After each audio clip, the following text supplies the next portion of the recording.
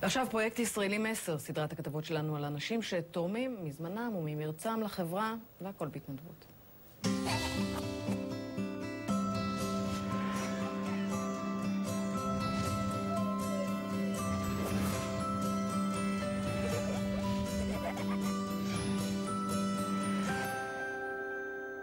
כשהוא היה ילד קטן, הוא עבר חוויה כואבת עם תרנגולות שנהג לשחק איתן.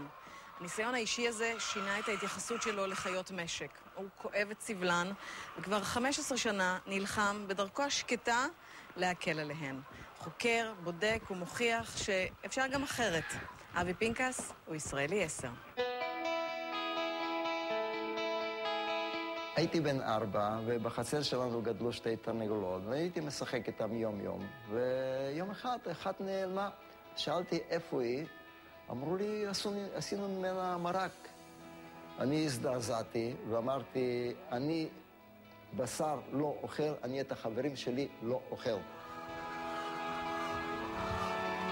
מאוד הפריע לי כשהייתי רואה לפעמים משאית שמובילה תרנגולות דחוסות ועם רגליים שבורות וחצי מתות.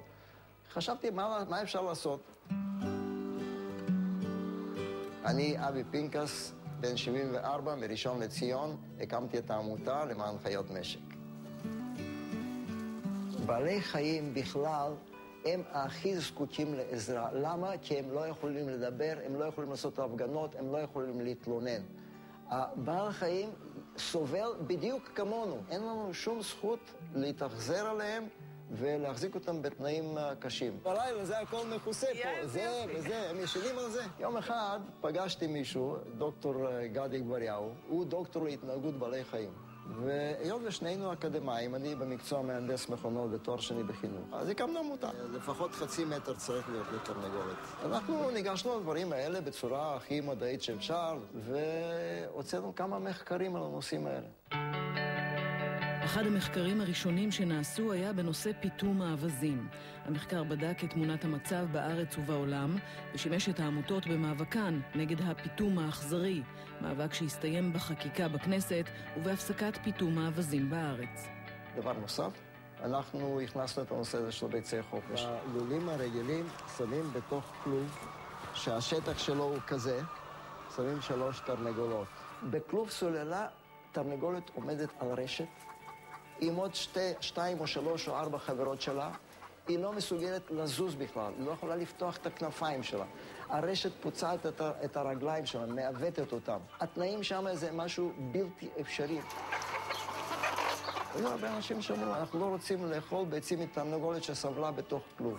כל תרנגולת שמרגישה שהיא צריכה להטיל, הולכת, נכנסת מה שקורה בלול חופש זה קודם כל שיש להם חופש תנועה. ממש חם. הן לא צפופות, לא נוגעות אחת בשנייה. הן יכולות לנקר באדמה, שזה היצר הטבעי שלהם, שזה יש להם מקור חם. היא יכולה לאכול מתי שהיא רוצה, לשתות מתי שהיא רוצה. הם עוד את כל זה יכולים לצאת, וואו. זה גן עדן לתרנגולות. כ-98% מהלולים הם לולי סוללה מיושנים. הרפורמה הקרבה בענף תאפשר לבעלי הלולים לבחור אם רק להגדיל מעט את שטח הכלובים או לעבור ללולי חופש. לדעתו של אבי, זו עלולה להיות החמצה היסטורית. זה אסון. למה זה אסון? משום שברגע שבנית לול חדש של כלובים, אתה ב-40-50 השנה הקרובות לא תעבור לחופש.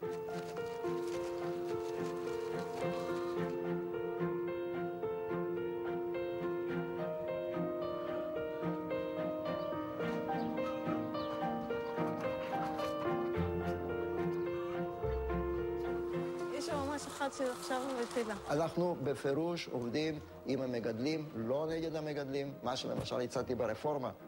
תאמינו לי, סיפרתי למגדלים, מחאו לי כפיים. אבל תראה, הם מסתובבות לבד, יש להם פה חצר חופשית. הן יכולות לצאת, אבל הן לא יוצאות כי חם היום. יש עוד קצת מה לעשות כדי באמת לגשת לרמה של אירופה ושיש שם באמת חקיקות מתקדמות בנושאים האלה. אין בעיות של שטח. רק בעיה של רצון. במדינת ישראל יש 7 מיליון תושבים, יש 7 מיליון תרנגולות, כל אחד יש לו את התרנגולת שלו. אז כשאני אוכל ביצי חופש, אני יודע שבזכותי יש תרנגולת אחת שלא מתעללים בה.